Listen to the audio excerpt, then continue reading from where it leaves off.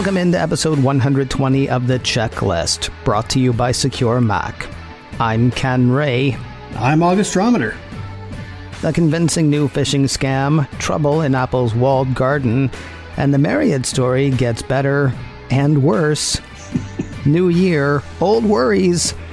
Let's tackle them again on The Checklist, brought to you by SecureMac.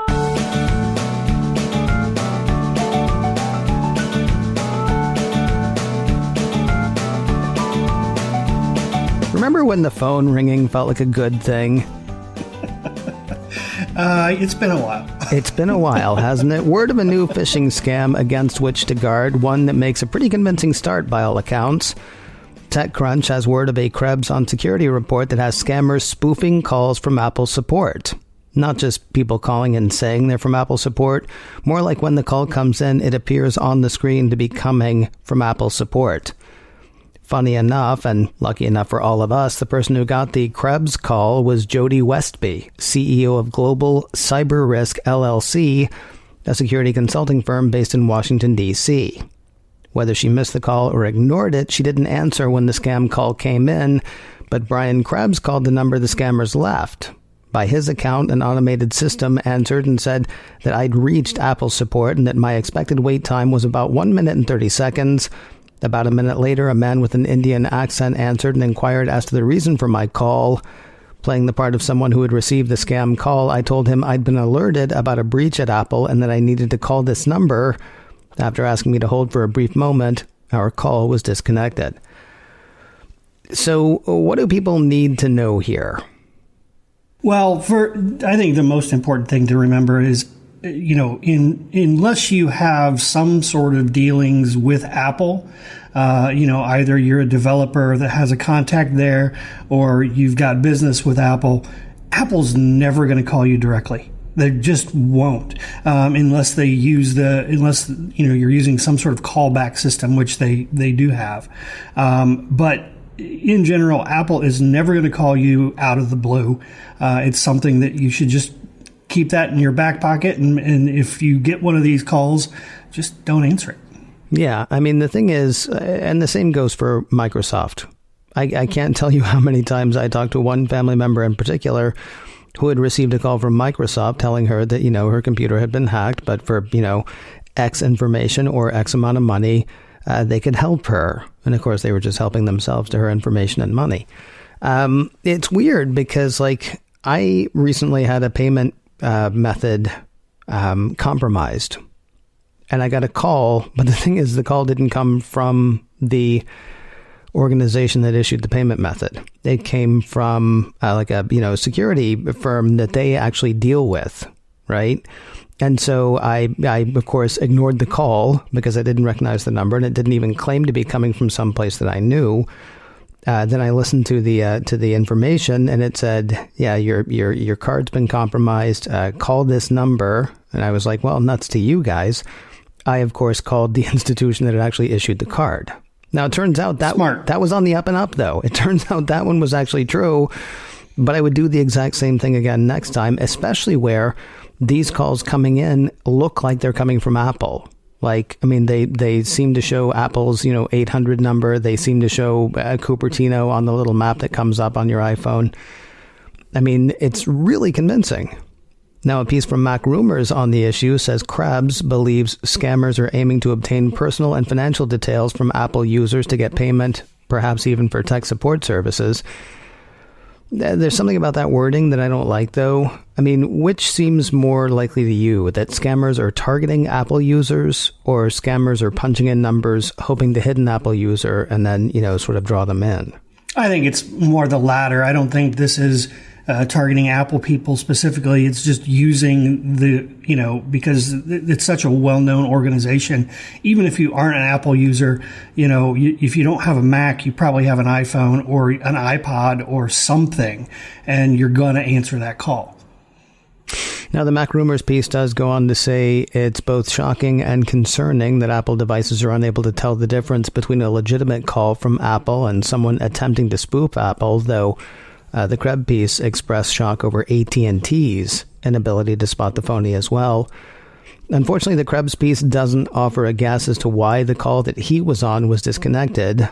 Still, you, your family members, or other associates may not be lucky enough to have your call disconnect. Now, let's say you do end up on one of these calls and it starts to feel hinky. I think you already said, first step is don't answer the phone. Second step is what? Well, you can call Apple support directly. That's always the best way to make sure that you're talking to the right person. Their support line is 800-275-2273. So that would be my first recommendation. And if you actually do answer one of these calls and it's starting to just feel weird, ask more questions. Why does this person need that information? Ask them to give you more details. Ask if there's, some sort of online page documenting what's going on. And if you ask enough questions, I think that's when you'll get that disconnect because, they just want your financial information and to hang up on you. And the longer you keep them on the phone, the less time they have to get it from other people. In addition, it means that you're going to catch them doing something they shouldn't be doing. So, feel free to ask more questions as well. I got to figure too, if it is, if the organization is legit, if you want to take the time to explain to them, listen, I don't feel comfortable with the fact that you called me. I'm going to go call you back. And, and they'll probably try something, especially if they're a scammer. They'll try something like, well, you won't get me directly and you'll have to start over. Or no, this offer is only good right now. Apple has time, right? So, if somebody calls you saying they're from Apple with a real sense of urgency that you have to give them this information immediately, that's not Apple. Yeah, that's a big red flag, and that's a great thing to do. Now, here's the saddest part of this story to me, and it's kind of how we began our discussion. Krebs' advice in his report: it's a good idea to advise your friends and loved ones to ignore calls unless they appear to come from a friend or family member, and most importantly, to just hang up the moment the caller starts asking for personal information. Is this what we've come to? The best advice is to never answer your phone again.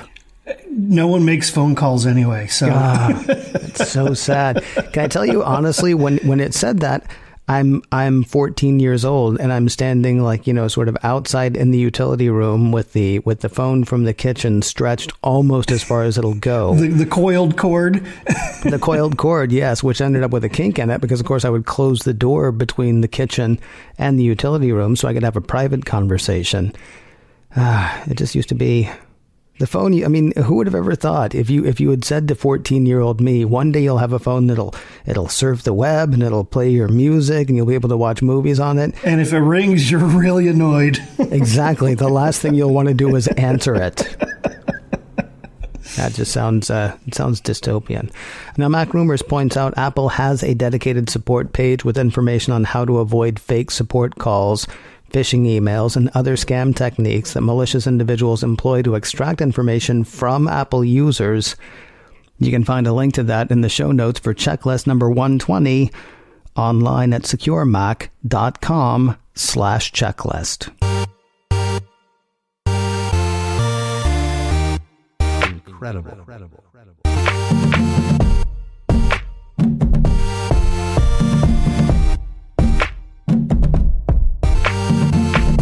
Apple's walled garden is supposed to keep us safe, but walls can't do it all.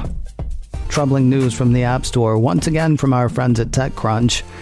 They say security researchers have found at least 14 iOS apps linked to known malware. When first spotted, the piece says the 14 apps were communicating on the sly with the server associated with Gold Duck. That's a historically Android-focused malware that infects popular classic game apps, according to the report. Now it seems to have made its way into the walled garden. Apps affected on the iOS side include Commando Metal Classic Contra, Super Pentron Adventure Super Hard, Classic Tank vs. Super Bomber, Super Adventures of Meritron, Roy Adventure Troll Game, Trap Dungeons Super Adventure, Bounce Classic Legend, Block Game, Classic Bomber Super Legend, Brain It On Stickman Physics, Bomber Game Classic Bomberman, Classic Classic Brick Retro Block, The Climber Brick, and finally, Chicken Shoot Galaxy Invaders. Worst game names ever. It's like one of those stories where people have AIs name colors, you know, or like romantic comedies. It's like all of those sound made up. But of course, all games are made up. The reason I read off that list was partly to make fun of the names. By the way, I only stumbled once. Just saying. Mostly, though, it's to let people who have any of those titles know about the potential danger. If people do have any of these on their iOS device, August, I assume the very first thing to do is uninstall them ASAP. Yeah, get rid of them. There's just something bad going on there. We don't know what it is. But if it's communicating with servers and sending back information that you didn't agree to, then you probably don't want it on your phone. See, I want to get to that because, well, I'm a little confused about whether or not it can yet be called malware, but we'll go in a moment. I mean, as far as how it has worked as malware before, we go back to Gold Duck's robot infecting past. According to TechCrunch, the malware has been known for over a year after it was first discovered by AppThority, infecting classic and retro games on Google Play by embedding backdoor code that allowed malicious payloads to be silently pushed to the device. At the time, more than 10 million users were affected by the malware, allowing hackers to run malicious commands at the highest privileges, like sending premium SMS messages from a victim's phone to make money. Now, the piece says, the researchers say iPhone apps linked to the malware could also present a risk. It is already acting kind of shady. Based on tests run by TechCrunch, the app tells the malicious Gold Duck server the name of the app, the version, the device type, and the IP address of the device, including how many ads were displayed on the phone. Right now, apps just blast players with ads, likely as a way to make a quick buck in the site's estimation. Still, researchers worry that the communication between the app and the known-to-be malicious server could open up the app and the device to malicious commands down the line. So I guess that's my immediate question. When I was first reading this story, I kind of wondered, how could this have happened? But the apps as written aren't actually doing anything that Apple's review process would catch, are they? I mean, they're not doing anything bad yet. And I think that's the thing is, what it sounds like to me is all of these apps have a shared advertising module in them that is sending this information. It's not doing anything bad yet, but because it's associated with the virus type activity on Android, we don't know what it's going to do or what, it might do in the future. So that's the reason to be very, very careful with this and just delete those apps. Yeah, the way TechCrunch described it, the apps themselves are technically not compromised. While they do not contain any malicious code, the backdoor they open presents a risk for exposure that customers don't want to take. Now, if the apps themselves are technically not compromised, as TechCrunch says, is this actually malware or, am I just splitting hairs? Well, again, I don't think it's malware just yet. Right, it's almost malware. Is it malware yet? Not yet. But as I said, because it's associated with malware on Android, there's a pretty high chance that something's going to happen at some point that will either, the app will ask you to, install something, and maybe that's a provisioning certificate or something like that allows it to have wider and bigger capabilities on your phone. The walled sandbox that Apple has for each app is pretty secure, but if you give it permission to go outside that sandbox is when you run into trouble. I guess that's the part that I'm having trouble with, and I don't mean to... I feel like I'm sounding dim here, but that's fine. I'm not the expert on this stuff. You are. Here's what I'm wondering. I mean, almost every app that you download to your phone has to communicate with the outside world on some level, whether that's going to be to serve ads or to share scores or, do something. Is there something about the way this thing is sharing that makes it look nefarious, or is it just because we know the server that it's sharing with has been up to nefarious things before? I mean, what is it that makes this particularly bad? Is it what it's talking to or the way it's talking? I think it's who it's talking to or what it's talking to, as you said. It's the servers that it's communicating with that have been associated with nefarious activity. It's not doing anything wrong yet. It's not really malware yet. There's nothing in Apple's review process that would catch it because it's not doing anything that it shouldn't be doing. But, it might. TechCrunch was unable to reach the developers of the apps in question. For its part, Apple offered no comment for the report. And now, the saddest part of this story, TechCrunch wraps its assessment by saying if there's one lesson, now and always, don't download what you don't need or can't trust.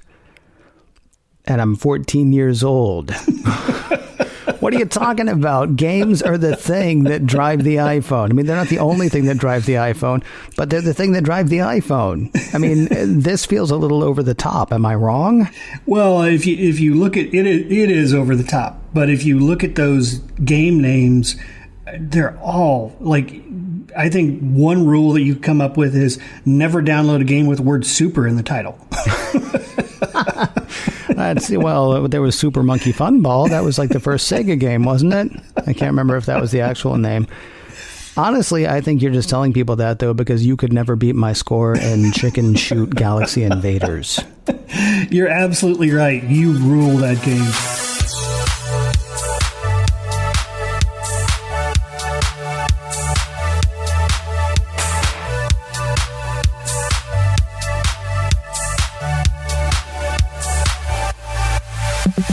We'll check in on an old story in a moment, but first a word from MacScan 3 by SecureMac.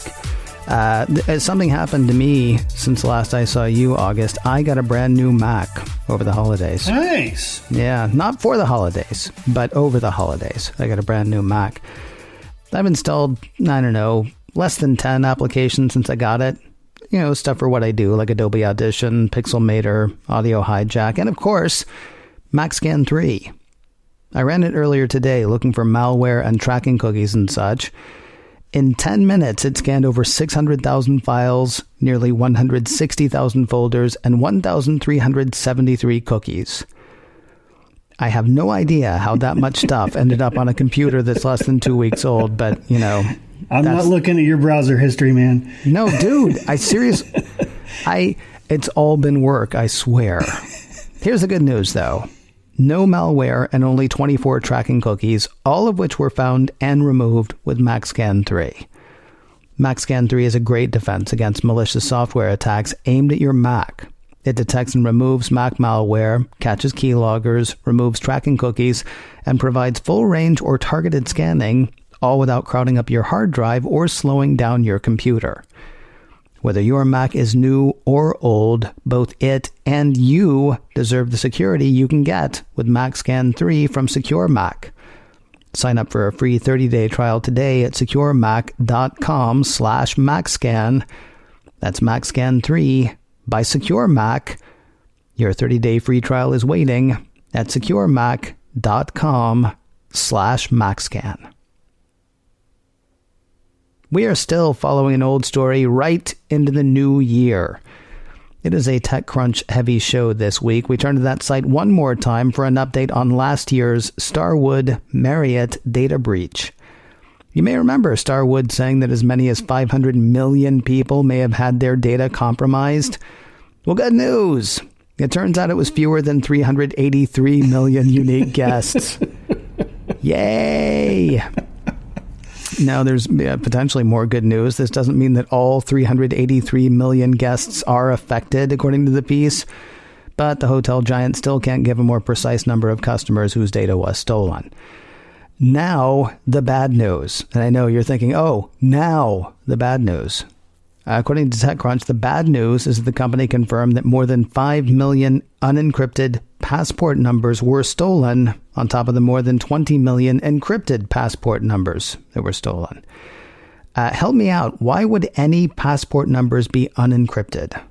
I don't know why any passport numbers would be stored in a database.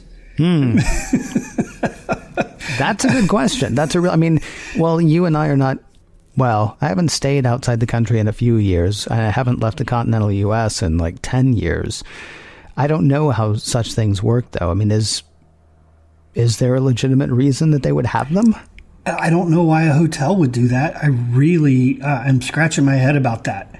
But it must be a thing that happens, though, because they apparently had between 20 and 25 million of them. Some encrypted, right. Some not.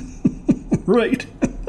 And that's the other baffling thing. Some were encrypted and some weren't. So at some point, either they switched it to start encrypting them and didn't encrypt the old ones, or they stopped encrypting the passport numbers and didn't decrypt the old ones. I know we're only writing our own spy novel when I ask this question, but is it possible that there's some international law of some sort in all the different places that Marriott or Starwood had hotels that we're just not aware? It could be. I mean, there may be a requirement to go from point A to point B or to stay in some place depending on the region or country in which they're staying. You know, you've like in movies and stuff, when the hero travels internationally, the front desk, looks at their passport and then calls the police and says they're here. Right. And that's because, a photo has been sent to the hotel. It's probably got the passport number and all that stuff on it. So there could be some legal reasons that they have to store that information, but I just don't know what it is. Yeah. I mean, think about, I don't know, is your Kentucky driver's license any good in Dubai? I mean, seriously. I mean, not just for driving a car, but I mean, does a Indiana, Illinois, California even, does a California license carry any weight in Kuwait? I mean, maybe you need something like a passport, in which case, yeah, then it's all, well, then who knows who's got your number? Hey, there's the thing. The piece points out that passport numbers can be used for identity theft and to commit fraud, so this will be more of the bad news thing. Additionally, this sort of data remains highly valuable for spy agencies that can use the information to track down where government officials, diplomats, and adversaries have stayed, giving insight into what would ordinarily be clandestine activities. Now, maybe you're thinking, so what? I'm not a spy. But your info may be affected as well if you stayed at one of Starwood's 1,200 properties. According to TechCrunch, Marriott also said that 8.6 million unique payment card numbers were taken, but only 354,000 cards were activated and unexpired at the time of the breach in September. That's a small number compared to 8.6 million, August. The hotel giant said it had no evidence to show that the hackers stole the keys needed to decrypt the data, but did not say how it came to that conclusion. Now, there are a couple of slivers of good news in all of this. First, Marriott's being upfront about the findings. I mean, that's actually fairly impressive to me. I agree. I think from a PR point of view, they're doing everything they can to get this information out there and let people know what's going on. And you have to admire them for not trying to sort of Facebook this thing away like Facebook does. Like Facebook does, yes. I love that. Facebook this away. Like Facebook. The other bit of good news, the company is trying something new or, maybe something old. Marriott says that the stolen data was from the Starwood guest reservation database, which Marriott acquired when it bought Starwood and its 1,200 properties in 2016. Marriott has phased out the Starwood database and is now using its own database, which the piece says was not affected by the breach. And, somewhere in there, I almost, after the year we had in 2018, want to throw in the word yet. But I'm not gonna, because good for Marriott and, long may they wave. Hey, if you're looking for more security news and how-tos, the place to look is SecureMac.com/checklist. There you will find notes for this show, for the last show, and for all the shows that we've done. SecureMac.com/checklist. If you have a question you'd like to ask or a topic you'd like to hear us hit, our email address is checklist@securemac.com. That address again is checklist@securemac.com. And if you can't remember that, please do remember this. You're listening to The Checklist, brought to you by SecureMac. And we'll talk to you next week.